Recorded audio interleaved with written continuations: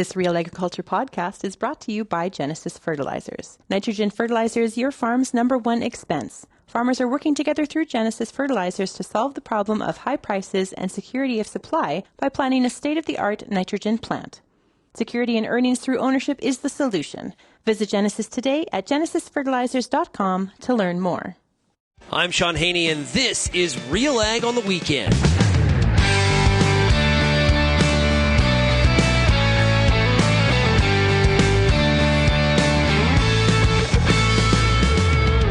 Let's get real and get connected with the week that was in Canadian agriculture. RealAg on the Weekend starts now. Welcome, everybody, to RealAg on the Weekend here on 650 CKOM, 980 CGME. I'm your host, Shaun Haney of RealAgriculture.com, and it's great to be with you here. Hopefully you had yourself a great week. Winter continues. Old man winter being very ugly. And, well, that's what we expect for January in Saskatchewan. And as much moisture could fall as possible. We would not complain at this point. Let the snow come. Please, please, please. Okay, today on the show, we're going to dig into a number of different interviews that I actually did at Crop Production Show, along with some other stuff as well. We're going to start off talking about the Grazing Mentorship Program. We're going to talk to Alberta grazing legend Grant Lastiwka. And we're doing a series at RealAgriculture.com called Farming Forward with the farm program from Farmers for Climate Solutions. And Grant is somebody that has really been one of the leaders when it comes to advanced grazing. And I had a chance to visit his ranch in Alberta, and we'll talk to him about the mentorship program and why he feels it's so important to pass on that knowledge from generation to generation when it comes to grazing management. We're also today on the show gonna hear from Barrie Mann of Genesis Fertilizer in a paid product spotlight about some of the things that Genesis is up to and trying to build a fertilizer plant that would be farmer owned and farmer controlled. That is something I think many of you would be interested in. Also, at Crop Production Show last week, Farm Credit Canada released the details in conjunction with Fertilizer Canada, a new sustainability incentive program where you can get some money back if you are using Ag Expert and using 4R practices. So there's some money for you potentially to get your hands on. And then we're going to finish up today with a discussion with AGI and talking about how, you got some challenges on the farm when it comes to people, energy use, and things like that. And maybe, an update to your on-farm grain handling system could actually be a solution to some of those problems. So we did it from the show floor, Crop Production Show, and so we'll dig into that today as well. If you have any feedback on today's show, you can send me an email, shaney@realagriculture.com. You can also find us across all the different social media channels, or you're more than welcome to call the RealAg feedback line. That is 855-776-6147. Okay, I mentioned Grant Lastiwka and the Grazing Mentorship Program. I visited Grant's ranch in Alberta, and here's our discussion. Grant Lastiwka, and my wife and I farm with our family here at Innisfail. Been here for over 30 years, and got excited about grazing management in 1987 when my brother and I put together our first system, and we've changed a lot since then. Certainly you learn and you adjust, and from there, of course, I worked for a long time with Alberta Agriculture in a forage capacity, in a grazing capacity, and with some wonderful scientists at Lacombe and others for a number of years. So I've been very blessed to have a lot of teachers, and the Forage and Applied Research Associations taught me tons because of the leadership there of the producers. So it's been a very learning journey for me through all these years to where I am today, and slowed down a little bit. I'm working for the company called Union Forage a bit, and I'm also working with the Forage and Applied Research Associations as needed. So Grant, strong background in the area of forages and pasture management. Talk about the mentorship program and its critical role in developing not only current ranchers and people managing grasslands, but also those future generations. I think the mentorship is something that's very dear to my heart. It's one of those where producers help producers. And the fact is, you don't have to make that mistake I'll help you. And with that, it's not there to tell you what to do, because everybody is unique. And with the uniqueness of the situation, the person, and what the year in particular, a mentor is there to be a confidant and somebody to give you comments, advice as you want to take it. But through all of that, it's somebody that's been there. I've made mistakes. I've learned from them. And let's work with you so you can shortcut some of this and get through them a lot easier than I did. And they're producers that care. And that is pretty amazing. So talk about the importance of that knowledge transfer and how, the old saying of learning from somebody else's mistakes can be, really beneficial. Well, Shaun, we learn more from mistakes than successes. And I think that's one of the reasons why that people in the grazing fraternity share a lot of their mistakes pretty readily, because all of us make a lot of them. But the excitement about it is we see the accomplishments that come thereafter when we get it right or get close to right. So my thought on that is that experience is every year being different, an understanding of the economics, of plant growth, of how to manage your way through a season. As one of them would say, stick handle your way through. Holistic plan grazers would say, well, you got to plan and plan in pencil. And lo and behold, then when you can record in pen, but that means that you're monitoring, controlling as you go and adjusting. And when I get to the end point, that mentor is going to be one that's going to help me achieve my goal closer to it sooner also, and in my own way, invaluable sharing. And it's an opportunity to get that experienced person and have that resource that's amazing. Is it one-on-one kind of learning? Yes, it's one-on-one learning. Coming out to the farm, being on the phone with that party, and it's your opportunity to have conversations of questions.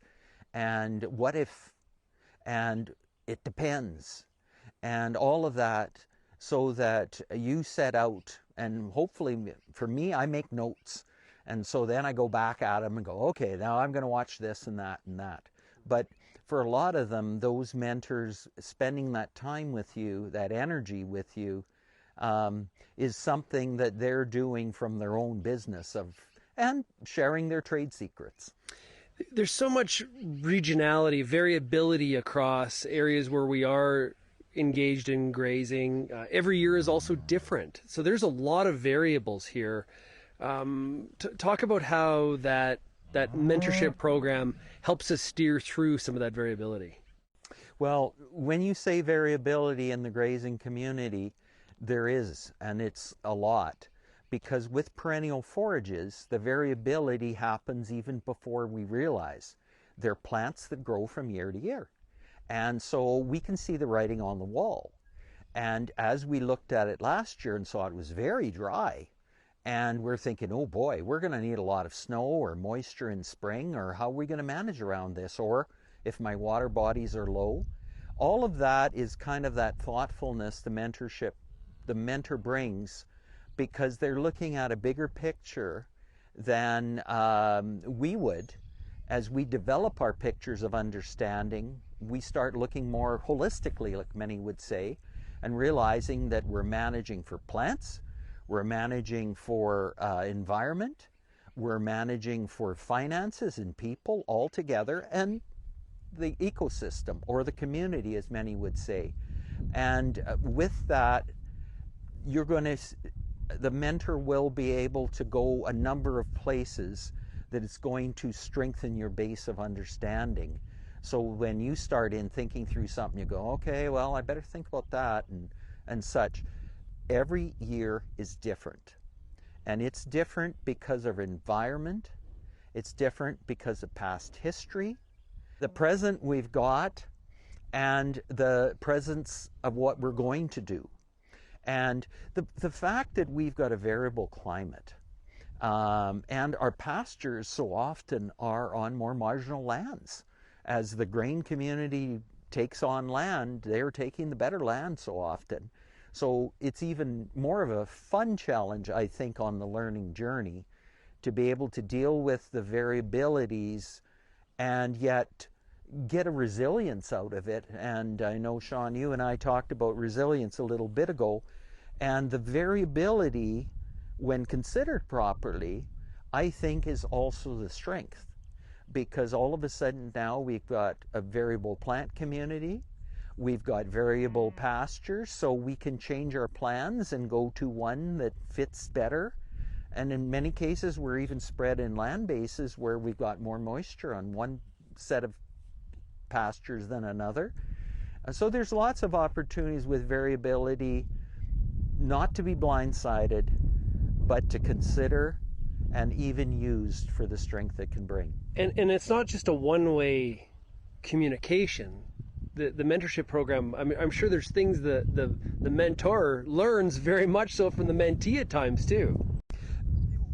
When you ask questions, when you have to answer them, you always think. And you hear it every time. Shaun said that I learned more than I shared. But Phil's time is valuable too. And in my mind, I'm so appreciative that there is this opportunity to draw on these people. And yes, when they go home, they've seen different circumstances. This province is so vast and so different. And landscapes, plant communities are different. But there's a lot of principles that end up being the same to build around. It's just you tweak them in different ways.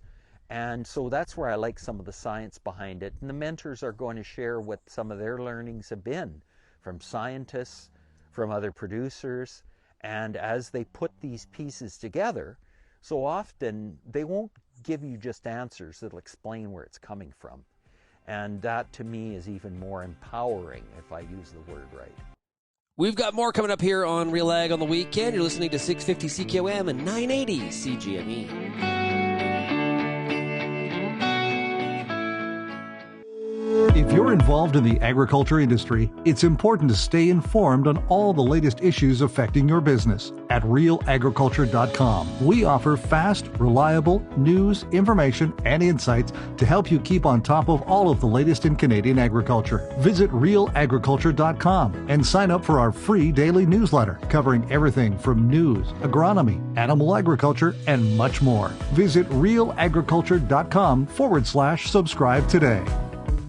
There's a reason we call it the Corn School. Videos on everything from planter setup to weed control, field trial results, and the latest yield strategies.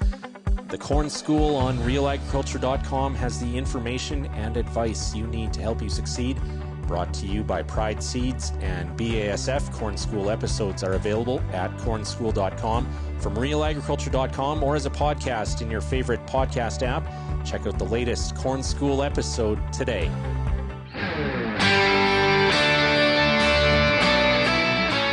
And welcome back to RealAg on the weekend. The following is a paid product spotlight by Genesis Fertilizers. Time for today's product spotlight, and joining me on the line is Barrie Mann. He's the Vice President of Investor Relations for Genesis Fertilizers. Welcome here, Barrie. Hi, Lindsay. Great to speak with you again. All right, so Barrie, catch everyone up to speed. Who or what is Genesis Fertilizers? And we're talking about an exciting project. What is this project? So the project is essentially bringing farmers together to create a vertically integrated fertilizer company based on the prairies, but we'll be working right across Canada with farmers.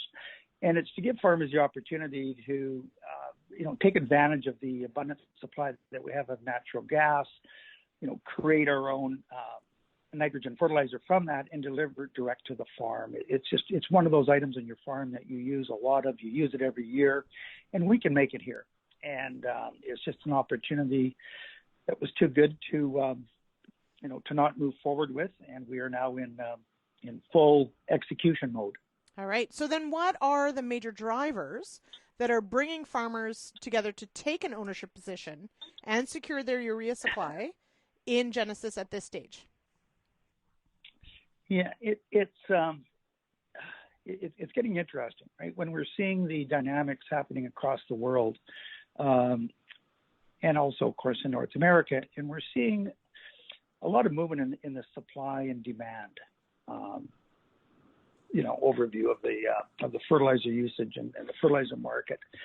Just in the last 3 years, there's new data that's come out, and it's showing now that just in Canada, we're about a 1.2 million ton import position. 3 years ago, when we said it's go time, let's get this project across the finish line and get started, it was 700,000 ton. So just in the last 3 years, if you look at the raw data, so that's a 70% increase in the import position. So you look at 1.2 million ton, and you look at the size of this project. We're not even filling the gap on that import position.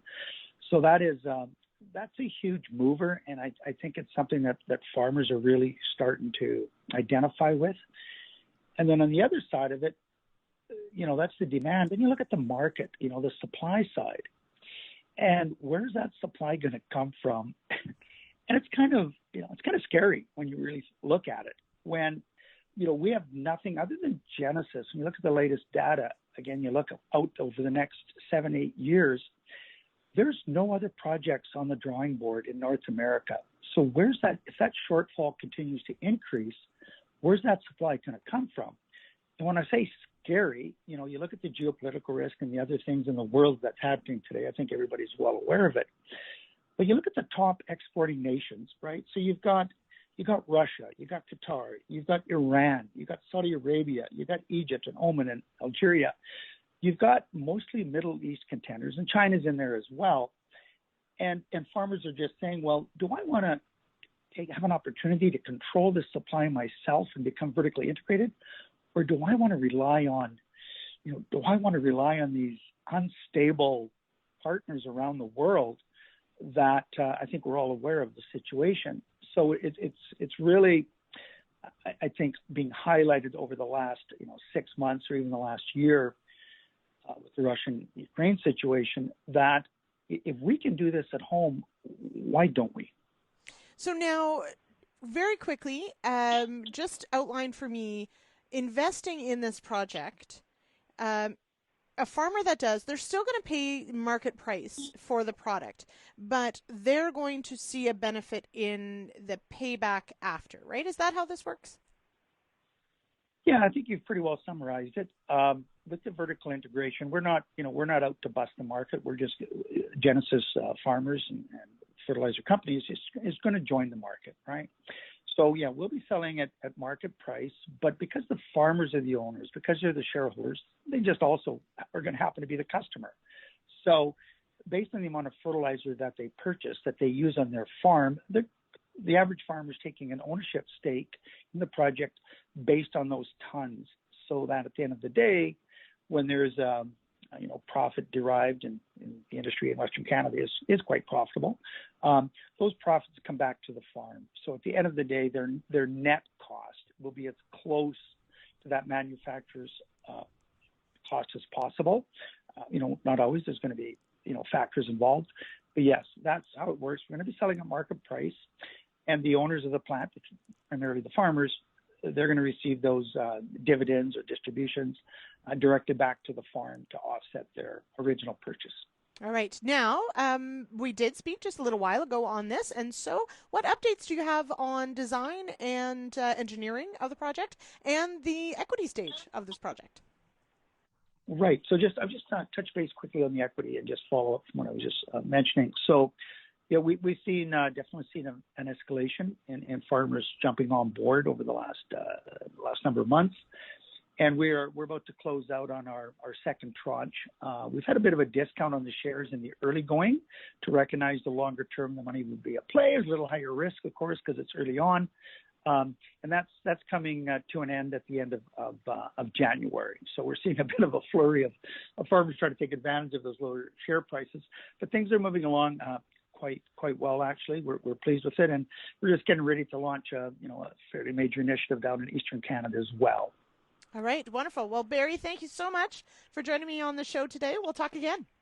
Yeah, thank you, Lindsay. I appreciate you reaching out. We've got more coming up here on RealAg on the Weekend, here on 650 CKOM and 980 CGME.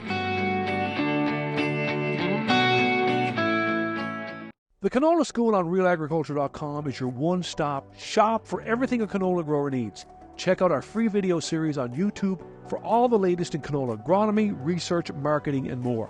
Don't have time to watch? Download the podcast version of the Canola School on RealAgriculture.com or anywhere you download your podcasts. Stay on top of all things canola with the Canola School on RealAgriculture.com, brought to you by BASF and Invigor Hybrid Canola. The next generation is the future of agriculture, but how do we launch from one role to leading?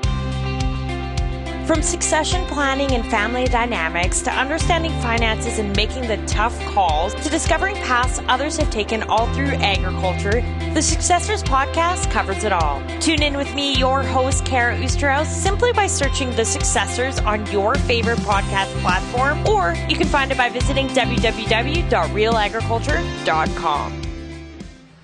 Whether you're seeding, harvesting, or anything in between, the Wheat School on RealAgriculture.com has you covered.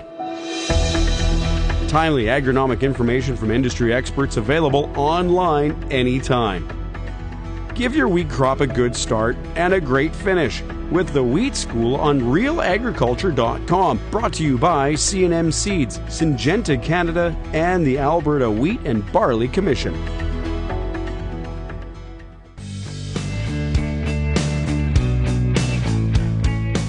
This segment of RealAg on the Weekend is brought to you by the new Oxbow cereal broadleaf herbicide from New Farm. Oxbow is powered by Duplazin, technology that is a workhorse on resistant kochia and other tough weeds in wheat and barley.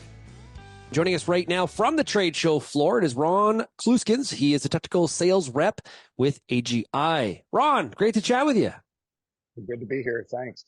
Yeah. Thanks for joining us right from the trade show floor there. Okay, Ron, one of the things that I know you're talking to farmers about this week is dealing with a major barrier or challenge they have in terms of getting everything done when it comes to grain handling on the farm. And we know that we got a real shortage of labor. It's hard to find people to work on the farm.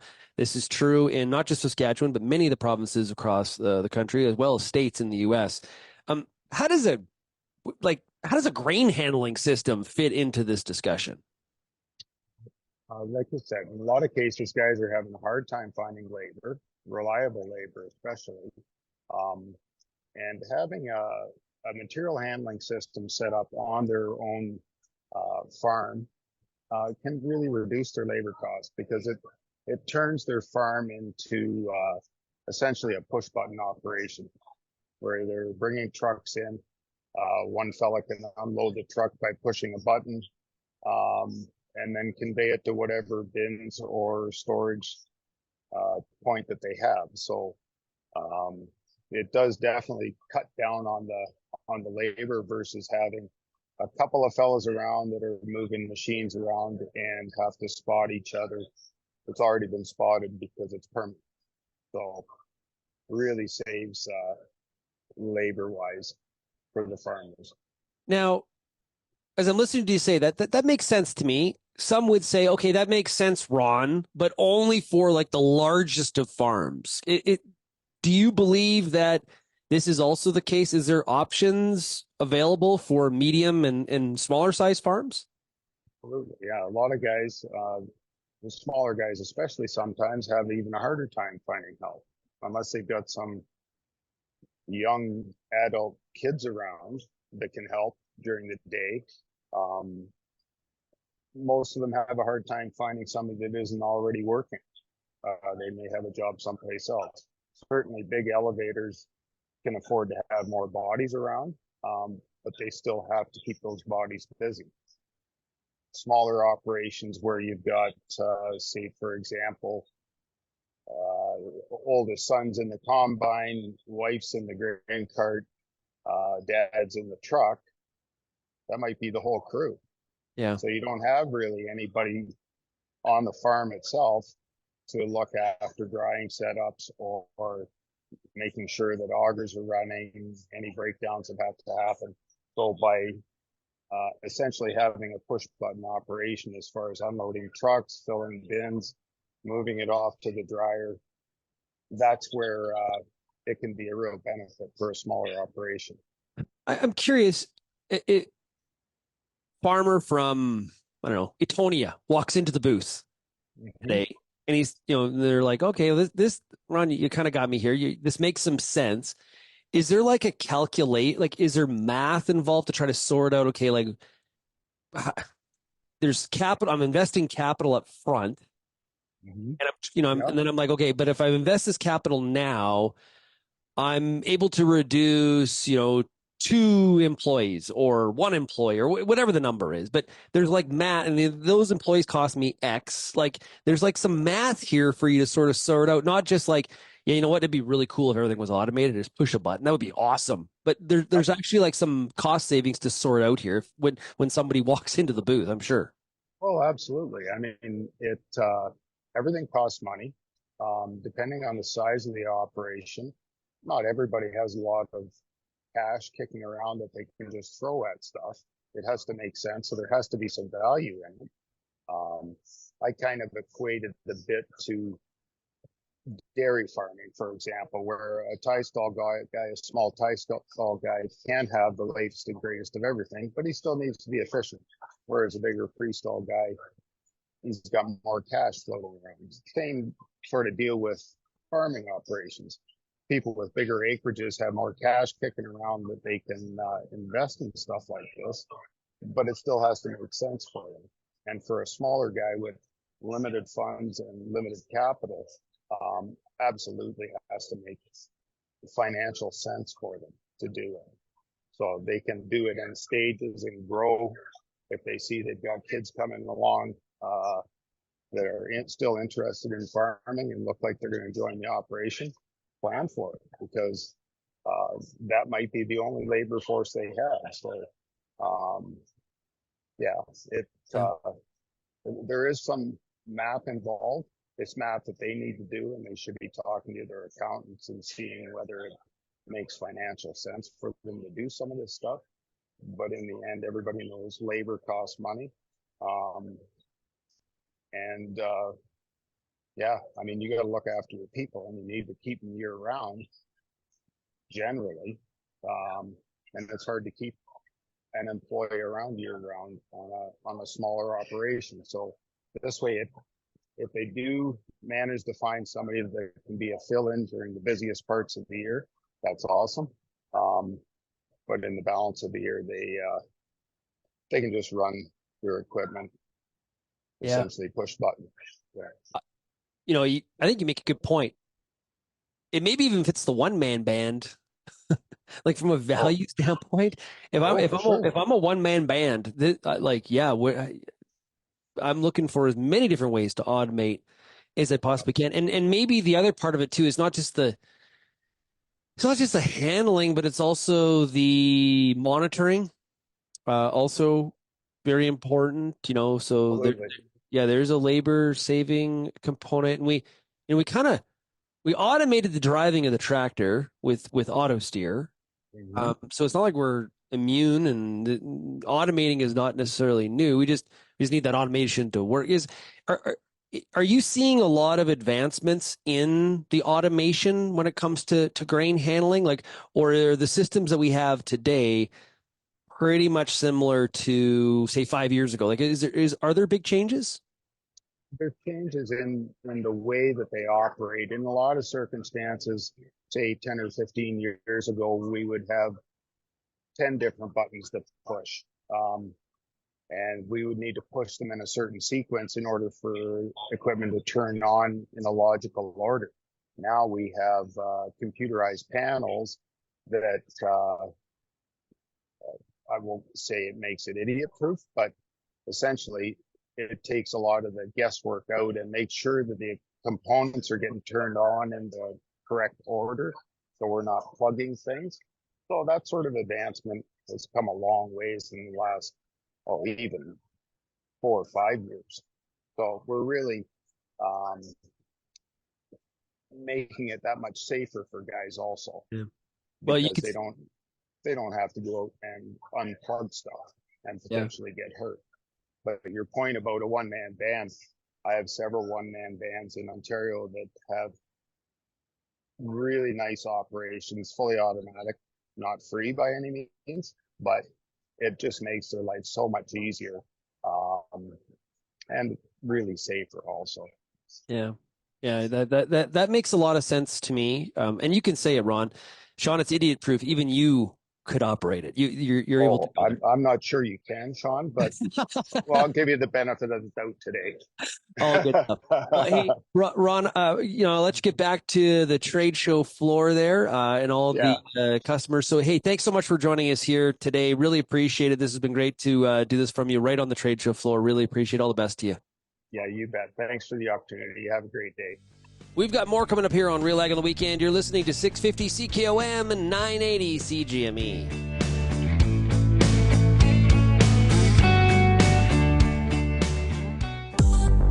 I'm Lindsay Smith from RealAgriculture.com. Join me Monday nights for The Agronomists, a 1-hour live and interactive show broadcast across YouTube, Facebook, and X. Monday nights at 8 p.m. Eastern, I host expert agronomists from all over the country to give you answers to some of the toughest agronomic questions. Join us live or catch the replay Tuesday morning. That's The Agronomists with me, Lindsay Smith, Monday nights live at 8 p.m. Eastern.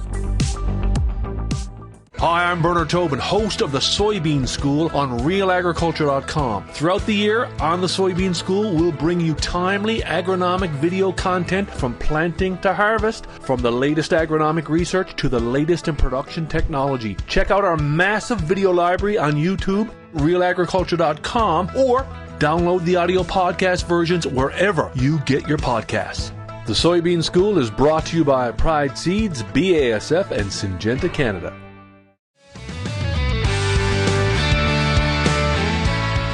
And welcome back to Real Ag on the Weekend here on 650 CKOM and 980 CGME.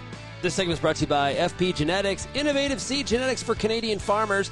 Contact your local FP seed dealer or territory manager to discuss your certified seed strategy specific to your region. Visit fpgenetics.ca to learn more. Right now in the world, there's a lot of talk about sustainable lending.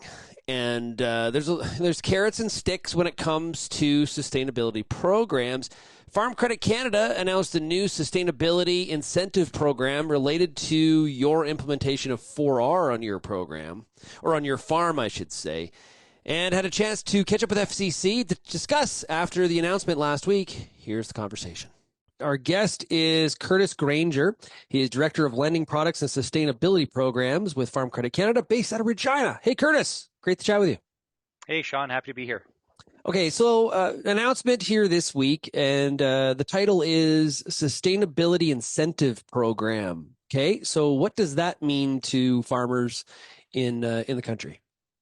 Yeah, for sure. So over the last couple of years, FCC has been working to put various sustainability incentive programs in market, which are available to our customers.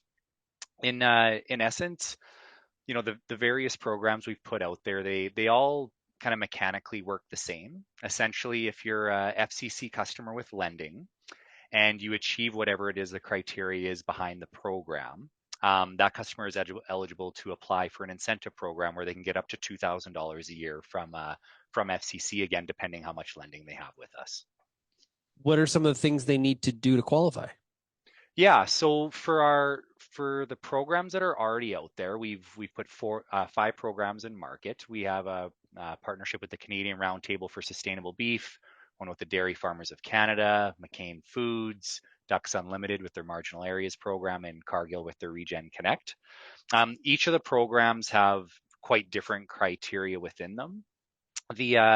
The program we're announcing today at CPS, it's really around the Fertilizer Canada's 4R nutrient stewardship program, and essentially, if they can, achieve the criteria within 4R nutrient stewardship programs, they're eligible to apply for the incentive, and I can kind of walk through what that looks like on the side of the farmer. Okay, how come a max of $2,000? Yeah, so that's the that's our cap on all of our programs we have out there, and we're pretty new at this, so we kind of had to start somewhere, to be honest, and nailing down what that exact dollar amount should be is a bit tricky. The math behind it is essentially if you're a customer with $400,000 of lending or more, you would hit that $2,000 cap. And then if you have less than $400,000, it essentially is prorated from that point. So for example, if you had $200,000, it would be a $1,000 incentive, and so on and so forth.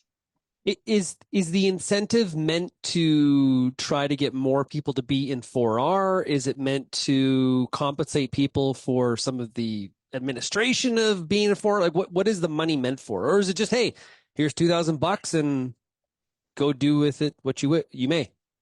Yeah, so with all of our programs, there's kind of a really important concept behind it. So one, they're all industry led, which I think is really important. Even though FCC agriculture and food is all we do, the people who know most about the industry is actually the industry itself. So the programs are all industry led, and a critical piece of all the programs is we want to recognize the producers who are already doing the thing, regardless of the program. So with 4R, if you're already implementing it, you'll kind of already be eligible in a sense if you're using Ag Expert Premium Field.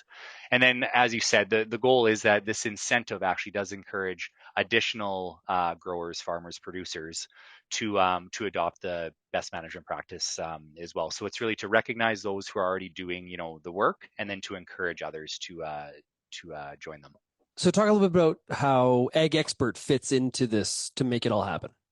Yeah. So from the producer perspective, I'll kind of walk through the timelines and kind of how it all fits together. So prior to the growing season, the producer will they'll need to work with a 4R designated agronomist.